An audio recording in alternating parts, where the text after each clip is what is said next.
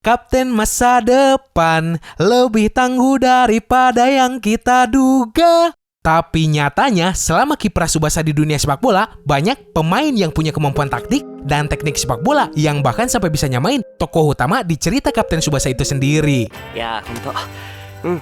Sugoi tasukaru. Nani? これこそ俺が2年の歳月をかけて完成させた直立不動シュートだ.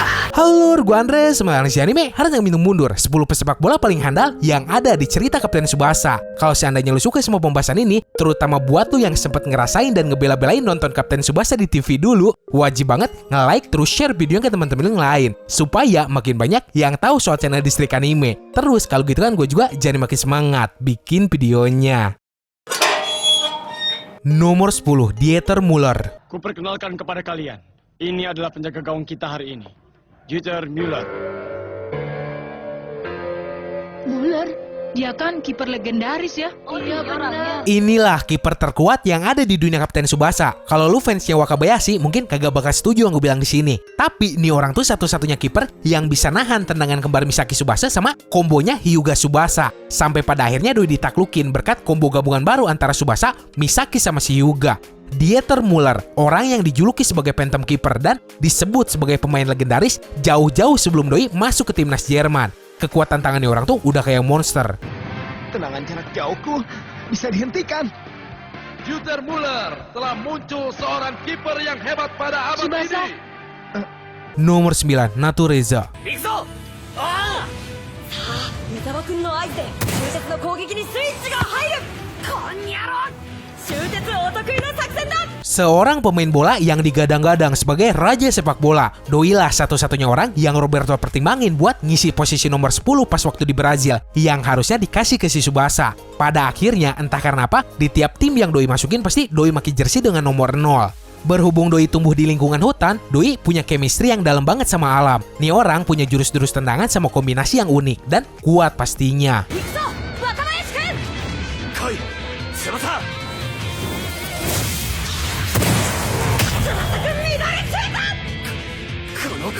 Nomor 8, Juan Diaz. Ya saudara-saudara, kita lihat Diaz langsung melesat. Dia maju untuk menyerang wilayah Jepang. Hyuga lalu Dieter telah dilewatinya satu persatu. Diaz, kesini! Diaz!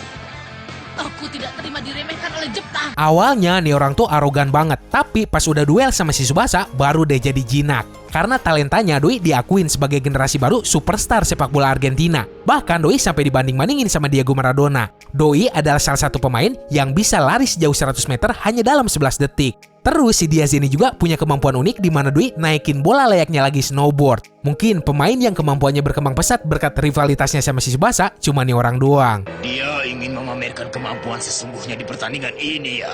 Tendangan jarak jauh dari Diaz akan menenggelamkan Tsubasa Ozora. Si jenius Pandia sangat mengerikan. Nomor 7, Taro Misaki.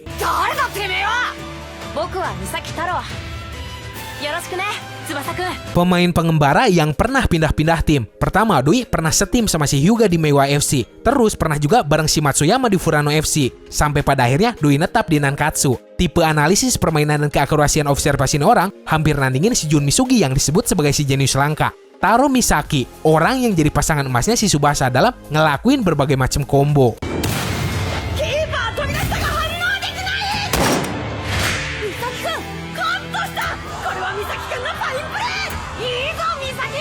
Nomor 6, Kojiro Hyuga. Hyuga Kojiro! Hidoi zo! Yarisugi da! Kisama nannin kega saseriya kiga sumun da! Kekuatan sama daya tahan fisik jadi andalan permainannya si Hyuga. Ya, coba lu lihat aja pas Doi ngebelah ombak cuma pakai tendangannya doang. Kalau dipakai buat tendang kiper yang kurang pengalaman, bisa aja tangannya sampai patah. Rival abadi Tsubasa sekaligus orang yang pernah main di Liga Italia, liga yang katanya paling keras di muka bumi. Tendangan macan sama strike line dribble nih orang udah sering banget nembus segala pertahanan yang lawannya pakai. Hyuga Kojiro! Hyuga Kojiro. Shoubu da, Wakabayashi! Nani? Nomor 5, Carlos Santana. Carlos Santana, pemain yang memiliki paduan antara teknik dan ketenangan. Di babak kedua ini, pertarungan kita akan dimulai. Pemain bola yang pernah dimentorin Roberto selain Tsubasa, punya julukan sebagai si manusia robot. Karena di tiap doi mantu pasti kayak orang yang kagak punya emosi manusia. Akibat dari didikan keras dan perlakuan kayak hewan dari pelatihnya dulu, yang maksa doi buat latihan selama 24 jam non-stop. Doi kagak pernah ngerasain yang namanya kasih sayang, dan hanya sepak bola lah yang bisa ngisi kekosongan hatinya itu. Setelah berhasil mencetak gol pun, dia tetap tidak tersenyum. Apakah kau tidak menikmati sepak bola? Seandainya benar begitu... Santana, aku akan mengajarkan padamu kesenangan bermain sepak bola. Nomor 4, Elcide Bier. Biar bersiap untuk melakukan tembakan. Apakah dia mampu menjebol gawang Jepang? Ya, kita tunggu saja. Nah, kalau pemain yang ini selain hebat di teknik individunya, doi juga punya kemampuan kerja sama tim yang tidak tanding. Sang bangsawan dari Prancis, Pierre punya kejeniusan yang setara sama Shimisaki. Tapi peran doi di lapangan tuh lebih ke tengah dan ngatur permainan sama tempo tim yang doi bela. Layaknya seorang maestro, Pierre juga adalah rival abadinya Shimisaki dan berbagi julukan yang sama, yaitu sebagai seniman lapangan. Pierre,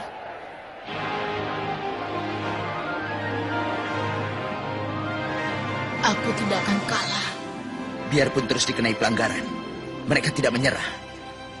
Jepang memang tim yang bagus. Nomor 3, Karl-Heinz Schneider. Oh, dapat dihentikan dan ditangkap dengan sempurna oleh Wakabayashi. Kau masih punya waktu untuk memberi salam ya, Schneider. Sang kaisar muda dari Jerman, Schneider, kapten, striker andalan sekaligus pemain terbaik dari Jerman. Selama si Wakabayashi di Jerman dulu, doi aja hormat banget sama si Schneider. Karena banyak banget tendangan darinya yang kagak bisa ditahan sama si Wakabayashi. Sekalinya bisa nahan, si Wakabayashi harus ngorbanin mukanya buat nahan bola tersebut. Padahal kekuatan tendangannya tuh gila banget. Bolanya aja sampai pecah kena tiang. Ya, kita lihat Schneider langsung bersiap menembak. Dia tidak akan menembak dengan kaki kanan, tapi dengan kaki kiri. Pasti kuhentikan. Untuk menjadi striker nomor 1 dunia, aku telah melatih tembakan ini. Nomor 2, Tsubasa Ozora.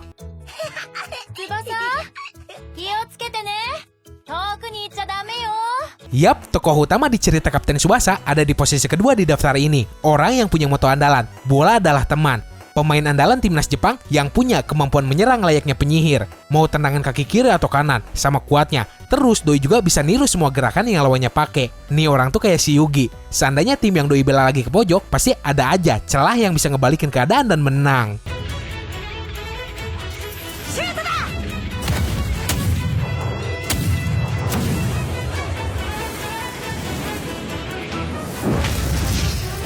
Sebagai honorable mention sebelum masuk ke nomor 1, di sini gue bakal ngasih tahu lo pemain sepak bola lain yang kehebatannya diakuin oleh seluruh dunia. So, ini dia diantaranya. Yang pertama ada Genzo Wakabayashi. Salah satu kiper terkuat yang punya dedikasi tinggi terhadap posisinya itu. Siapa sih yang kagak kenal sama nih orang? Meskipun tubuhnya terbilang pendek, tapi doi adalah kiper yang hampir bisa nangkep segala macam bola yang ditendang ke arahnya.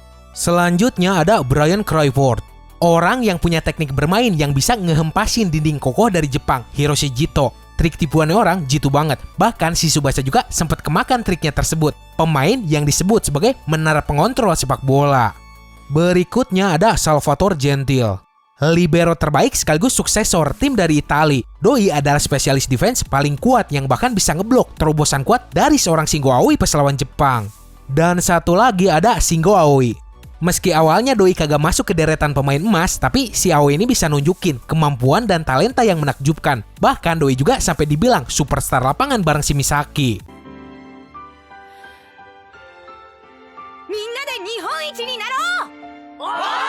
Nomor 1, Jun Misugi.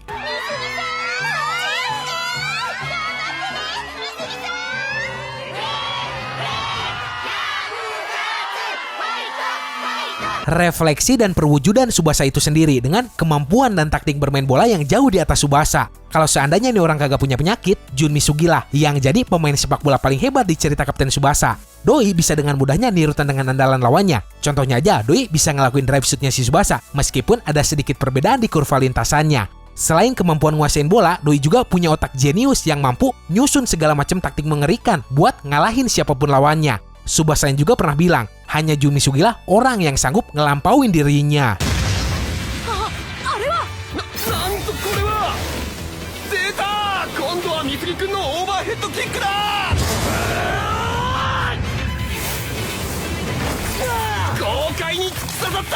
Oke, segitu aja buat hari ini. So, di antara ke 10 pesepak bola ditambah honorable mention yang tadi, apa ada yang jadi favorit lo? Kalau misal lo pengen updatean video lagi dari si anime, lo tinggal subscribe di bawah. Logikanya gini, kalau gak ada yang subscribe, ngapain juga gua mimpi lagi? Toh yang lihat, semoga lo enjoy bisa nambah pengetahuan seputar yang manga. Sekian dari gua, sorry kalau salah kata. Bye!